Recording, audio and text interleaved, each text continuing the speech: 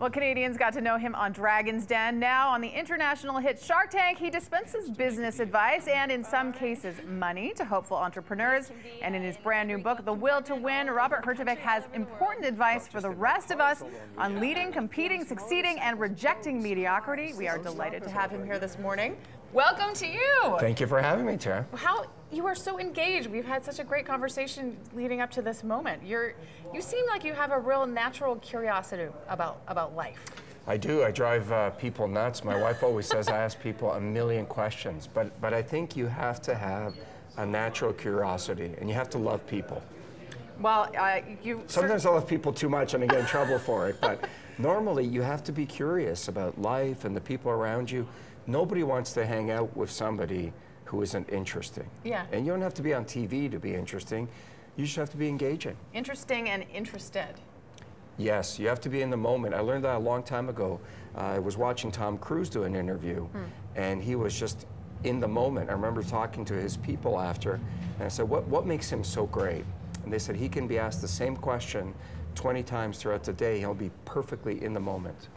Now, I came up to you when you were in the green room and I said, I love this book. It's so accessible, and you know, to me, that's a huge compliment because it means that people can actually relate. It means small words. It means that anybody can relate to it. I mean, you're in such an elite league in the business world. How do you make sure that your message remains accessible? Yeah, Tara, that's the key. I think that what I've learned is I'm a pretty average guy. I don't have a fancy education. I came from nothing. I mean, my parents came here with me when we were 8 on a boat. You know, I had a book launch the other day, and Conrad Black crashed my party. And he came in and he said hi. He was there for 15 minutes. I don't think I understood 2 words he said. He uses these big words, and it's very intimidating. And I'm trying to tell people you don't have to be like that. You don't need a fancy education. You can just be an average, normal person and be successful.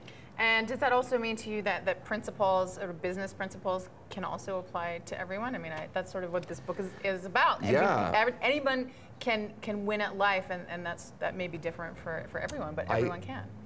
In my experience, the more successful the person, the nicer they are. That doesn't mean you should be a pushover. Never mistake my kindness for weakness.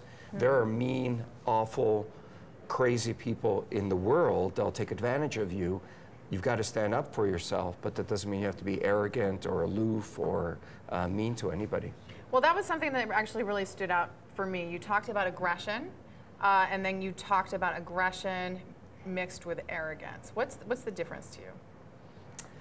You know, I think you've got to go for it. I have a saying I love to say. I say, wake up every day, try to do a little better than the day before, go out there, create the life that you want, and kick some ass.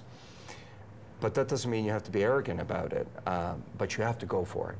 You know, life is a competitive sport. Typically, in some businesses, for me to win, someone has to lose. That doesn't mean you have to gloat over it, but it is a zero-sum game many times. You've got to want to compete. If you don't like to compete, you're going to have a hard time in life. Well, how do you keep that in check? I mean, you told us a story about, you know, driving. You race cars and how arrogance affected that. Yeah. But how, when you achieve a lot of success, do you keep that arrogance in check?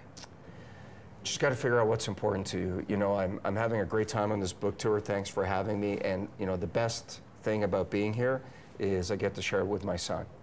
So for me, it really is about my family and the stuff that I love to do. I'm the same guy I was 20 years ago, just with a nicer car and a nicer jacket. There's a lot of talk, I think, in the business world, maybe particularly with women now, but a lot of talk about balanced life. Does it exist? Can it exist? What's your take on that? You know, the reality is, when you're starting out, there is no balance. Every dream has a price that you have to pay, and that's just the reality. So when you're starting out, there is no balance. I hate to say it, but your family, your kids, all that stuff has to come secondary for a while. Once you get a little bit of success, absolutely you can balance it. You know, I've never missed something that was important to my kids, a recital or something like that. But when you're starting out, it's 100% commitment, all in. That's why you should do stuff like that, if you can, when you don't have a lot of commitments. Well, this certainly is a treasure trove, The Will to Win, and you actually have a book signing today. I do. It's at Indigo Spirit at TD Square at noon today, so you can get your book signed. You can meet Robert. And we're giving away a free car. Just like on the Oprah show, we're giving everybody who shows up a car. Well, I'm Maybe there, not. I'm Maybe there for not. sure. No. Okay, but you get to meet him, which is an absolute pleasure. More information. It's better than a car. At breakfasttelevision.ca.